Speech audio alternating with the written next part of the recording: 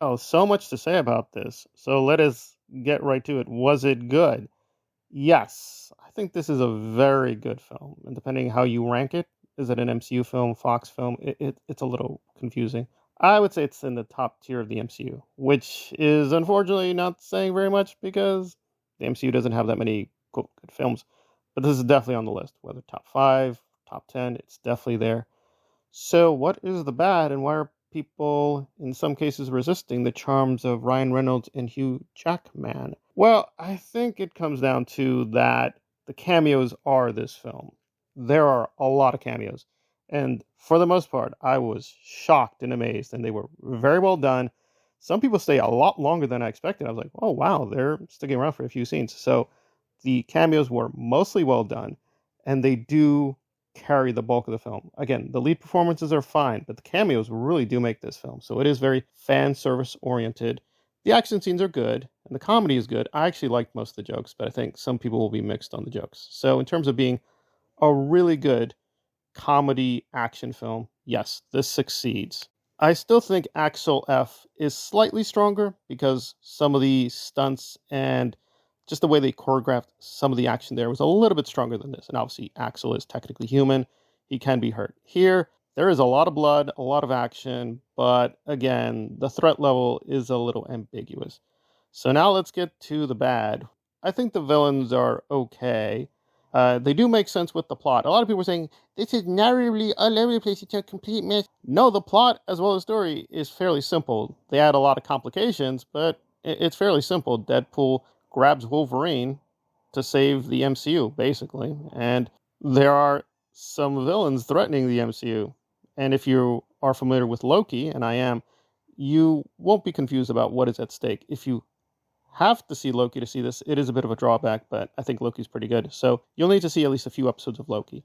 That said, I think overall it was very, very strong. But being brutally honest, I'd have to give this a 7.5. It did feel at times they were leaning in too much on Deadpool being able to break the fourth wall. Again, the jokes were funny.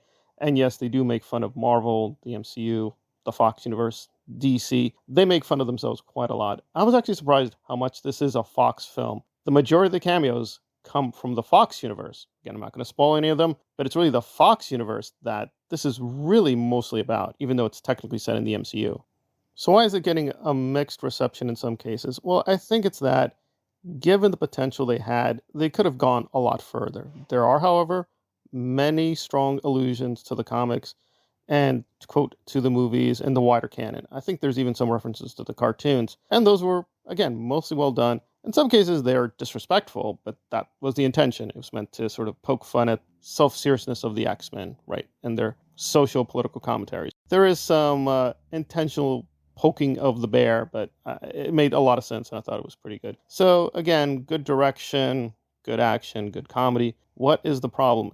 It's still very formulaic. So even though it's R-rated, this is very similar to other films like this that are just PG or PG-13. But they definitely needed an R rating to do certain things. So I appreciate they did go with the R rating.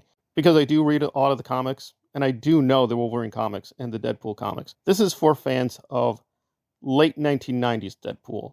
If you know the real Deadpool from his early origins, it's not really about that. It's kind of a little bit all over the place, even with the fan service. However, I know a lot of these references, so I got a lot out of it. My own personal score would be 8 out of 10 because I did get the jokes at a deeper level. So it will pay off if you know about the comic books, the cartoons, the movies at a very deep level. You're going to get a lot more out of it. If you're a more passive fan, some of the jokes and some of the action, you're not going to get the joke, and you'll be like, well, I don't understand why we're doing that. So probably that person will say, well, yeah, it was good, but it's like 7.5. That's still very good for the MCU, but again, compared to even better films, yeah, this could have been stronger, but where it counted, it was a very, very good, enjoyable, very raucous ride.